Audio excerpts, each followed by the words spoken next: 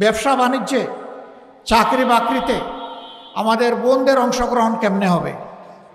এখন যেভাবে হচ্ছে তার চাইতে আরও ভালো হবে ইনশাআল্লাহ। তার চাইতে ভালোর মানে কি? তার চাইতে ভালোর মানে হচ্ছে যে সমস্ত পেশায় দায়িত্বে তারা নিয়োজিত আছেন সেই জায়গায় তাদেরকে সম্মান দেওয়া হবে এবং তাদের পূর্ণ নিরাপত্তা নিশ্চিত করা হবে।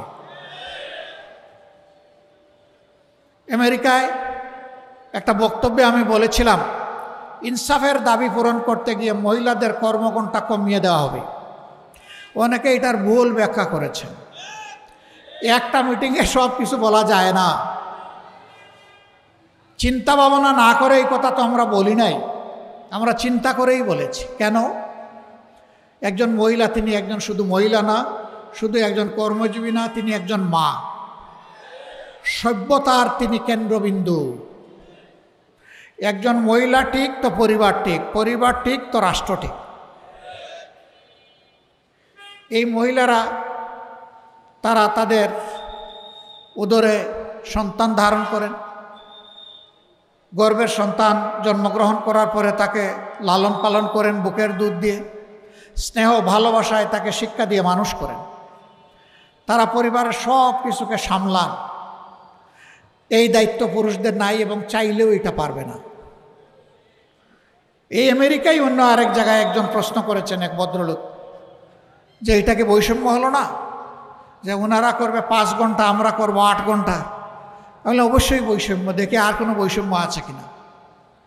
আচ্ছা, আগামী 1 বছরের ভিতরে পুরুষদের মধ্যে যারা পেটে বাচ্চা নেবেন তারা একটু হাত তোলেন। এখন থেকে সবাই মিটমিট করে হাসে আর মাথা নিচের দিকে দেয়। এটা কিভাবে সম্ভব? আচ্ছা, এটা পারবেন না, বুঝলাম, এটা অনেক অসম্ভব জিনিস। আচ্ছা ঠিক আছে, এটা পারলেন না। আপনার স্ত্রী যে বাচ্চাটা জন্ম দিবেন সেই বাচ্চাটাকে বুকের দুধ যারা খাওয়াবেন, নিজের বুকের দুধ, তারা একটু হাত তোলেন। এবারও হাসে, বলে যে এটাও তো সম্ভব না। আমি বললাম যে তাইলে কি এটা বৈষম্য না? একজন 2 দায়িত্ব, মহান গুরু দায়িত্ব পালন করলো, আপনি কিছুই করলেন না, এটা তো বৈষম্য রে ভাই। এই বৈষম্যের কম্পেনসেশন হবে তাদের কর্মঘণ্টা কমিয়ে দেওয়ার। এই কর্মঘণ্টা যখন কমিয়ে দেওয়া হবে, ফুল কনসেন্ট্রেশন, মনোযোগ নিয়ে তারা কাজ করবে। 5 ঘন্টা পরে সে তার বাচ্চার কাছে ফিরে যাবে, বাচ্চাকে সময় দিবে, লালন পালন করবে, পরিবারের অন্য দায়িত্ব পালন করবে। এটা তো সমাজেরই কাজ। এখন আরেক দল বলছে, আহারে গেল তো গেল, সব গেল। আগে এমনিই অনেকে মহিলাদেরকে কাজে নিয়োগ দিতে চায় না, এখন যখন দেখবে 5 ঘন্টা, তখন তো আর দিতেই চাইবে না। হ্যাঁ ভাই, 5 ঘন্টা আমার একজন মা, একজন বোন ডিউটি করবেন, কিন্তু ইনশাল্লাহ তারা 8 ঘন্টার বেতন পাবেন। এই বোঝা গিয়ে যিনি এমপ্লয়ার, নিয়োগকর্তার ঘাড়ে এটা পড়বে না, এটা রাষ্ট্রের দায়িত্ব। আমরা সেই ওয়েলফেয়ার রাষ্ট্র, কল্যাণ রাষ্ট্রটা করতে চাই, যা জনগণের কল্যাণে নিবেদিত হবে, যার আয় ব্যয় সব কিছু আবর্তিত হবে জনগণের কল্যাণকে কেন্দ্র করে। ইনশাআল্লাহ এই মাদেরকে এখান থেকে সম্মানিত করা হবে। তবে যদি কোনো মা স্বেচ্ছায় তিনি বলেন যে না, আমার সুযোগ আছে, আমার বাচ্চারা বড় হয়ে গেছে, আমি 8 ঘন্টা কাজ করেই আমি 8 ঘন্টার বেতন নেব, তাকে আলাদাভাবে সম্মানিত করা হবে ইনশাআল্লাহ। এখন বাকি যে 3 ঘন্টা থাকলো, এটা কিভাবে পোষাবে? এই 3 ঘন্টার জন্য পার্ট টাইমার যারা 5 ঘন্টাও পারবে না, 8 ঘন্টাও পারবে না, এরকম অনেক মহিলা আছেন, তিনি 3 ঘন্টা পারবেন, তিনি ওই 3 ঘন্টা কাজ করবেন, তিনি 3 ঘন্টার বেনিফিট নেবেন ইনশাআল্লাহ।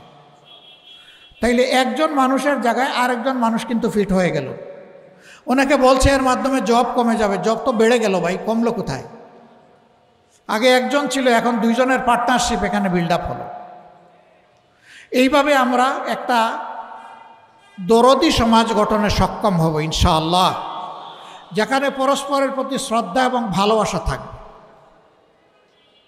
আবার কারো ওই রকম সন্তান ছুটো নেই, তার সংসারে এত বেশি সময় দেওয়ার দরকার নাই, কিন্তু তার প্রয়োজন আছে, তিনি ওভারটাইম করতে চান। যদি নিয়োগকারী সংস্থা তার কাছ থেকে ওভারটাইম সার্ভিস নিতে চায় আর তার যদি সেই সুযোগ থাকে, সেইটাও বাধা দেওয়া হবে না। সকল দুয়ার খোলা থাকবে, যে যে অপশনে ইন করতে চাইবেন তার জন্য সেই সুযোগটা ওপেন হয়ে যাবে ইনশাআল্লাহ। তো কি অপরাধটা আমি করলাম বলেন তো? এই যারা আমার দিকে কামানের গুলি ছোড়া শুরু করলেন, আমি আশা করব আমার এই কথাগুলা শোনার পরে তারা একটু শান্তি পাবেন ইনশাআল্লাহ। কেউ যদি মনে করেন যে ডাক্তার শফিকুর রহমান এই কথা বলে সমস্ত মহিলাদের ভোট নিয়ে যাচ্ছে, হায় হায় আমাদের কী হবে? ভাই, আপনাদেরকেও যদি সব ভোট দিয়ে দেয় আমার কোনো আপত্তি নাই, কিন্তু মায়েরা বোনেরা যদি তাদের নিরাপত্তা ভেবে তাদের জন্য সবচেয়ে কমফোর্টেবল জোন হিসাবে আমাদেরকে বাছাই করে নেয়, সেটাও আপনাদেরকে মেনে নেওয়ার জন্য প্রস্তুত থাকতে হবে। ওখানেও আপত্তি তুলতে পারবেন না। যে যুব সমাজ 24-এ বুক চিতিয়ে লড়াই করেছে, জীবন দিয়েছে, পঙ্গু হয়েছে, তারা অনেকেই জানতো না তারা বেঁচে থাকবে কিনা। সেই যুব সমাজের একটা বিশাল দাবি, চাহিদা, প্রত্যাশা এই জাতির কাছে আছে। তাদের এই প্রত্যাশাকে আমরা সম্মান করি এবং আমরা কথা দিচ্ছি তোমাদের প্রত্যাশা পূরণে আমরা লড়ে যাব ইনশাআল্লাহ। যুবকরা, তোমাদেরকে তোমাদের অধিকারের জন্য লড়তে হবে। দুটি অধিকার, একটা হলো নিজের হাতকে দক্ষ হিসাবে গড়ে তোলার অধিকার, রাষ্ট্র যেন এই সমর্থ তোমাদেরকে দান করে, সাপোর্ট দেয়। 2 নম্বর হচ্ছে তোমাদের মৌলিক ভোটের অধিকার। এখানে 30-32, অনেকের বয়স হয়ে গেছে 35 হয়ে গেছে, তারা জীবনে একবার একটা ভোট দিতে পারে নাই।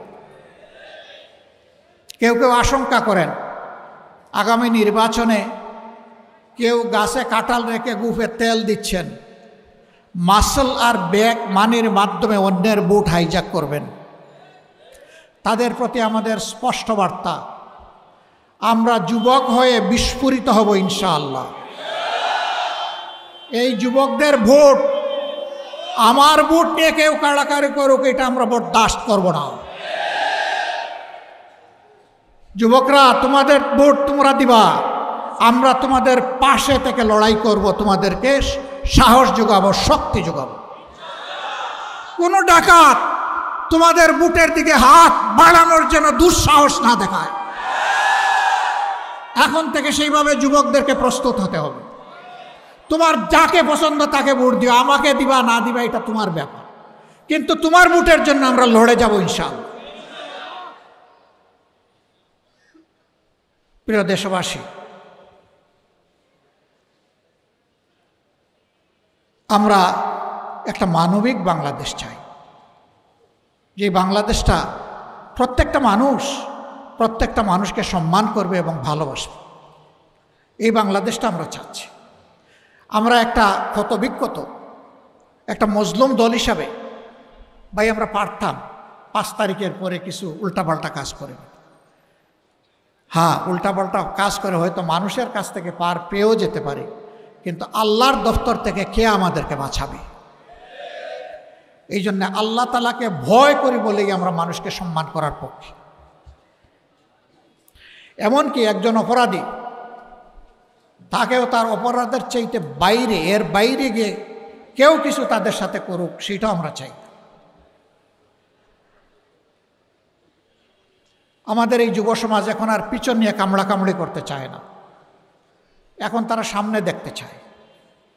আমরা তাদেরকে আশ্বস্ত করছি, দুনিয়ার জায়গায় জায়গায় ঘুরে তোমাদের জন্য ফেরি করব ইনশাআল্লাহ। যেখানে যে উন্নত টেকনোলজি পাবো সেখান থেকেই কাঁধে করে ওইটা তোমাদের জন্য নিয়ে আসবো। তোমরা যাতে টেকনো বেসড একটা মানবিক সমাজ গড়ে তুলতে পারো। মরার আগে দেখে যেতে চাই সন্তানেরা ভালো আছে, একটা সভ্য বাংলাদেশে আছে, সত্যিকারের একটা স্বাধীন বাংলাদেশের নাগরিক আমার সন্তান, এটা আমরা দেখে যেতে চাই। এটি হবে আমাদের সান্ত্বনা। আমাদের জন্য সবাই দোয়া করবেন।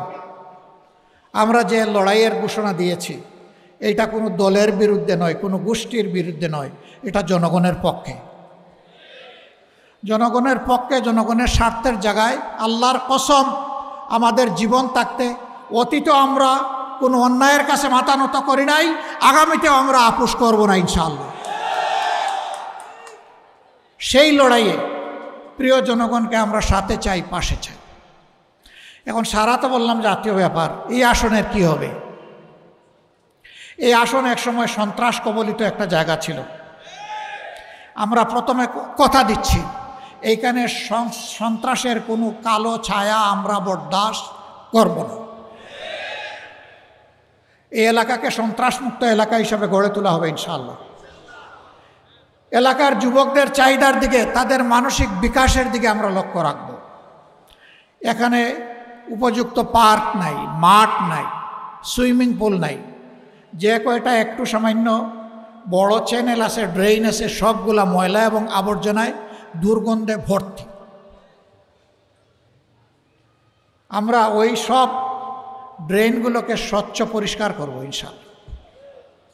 রাষ্ট্রীয় ফান্ডে পারলে করব, না হয় জনগণের টাকা নিয়ে করব। বলবেন সেখানে কি চাঁদাবাজি হবে? না, হবে না, কোনো চাঁদাবাজি হবে না। জনগণ তার মানবিক দায়িত্ববোধের জায়গা থেকে ইনশাআল্লাহ এগিয়ে আসবে। চীন সফরে গিয়েছিলাম, দেখি যে ওদের ড্রেইনের পানিও স্ফটিকের মতো চকচক করে। জানতে চাইলাম এটা কিভাবে সম্ভব হলো। বলে যে রেসপেক্টিভ এলাকার, সংশ্লিষ্ট এলাকার নির্বাচিত জনপ্রতিনিধিকে বৎসরে 2 বার তার এলাকার ওইগুলাতে গোসল করতে হবে। বা যাও বাবা এখন গোসল করো তুমি। তো গোসল যখন করবে তখন গোসলের উপযুক্ত করে এই পানীয় তার মেনটেন করতে হবে। সে জানে না তার গোসলের ডেট কোন দিন, ওইটা রাষ্ট্র জানাই দিবে যে আগামীকালকে আপনার গোসলের ডেট।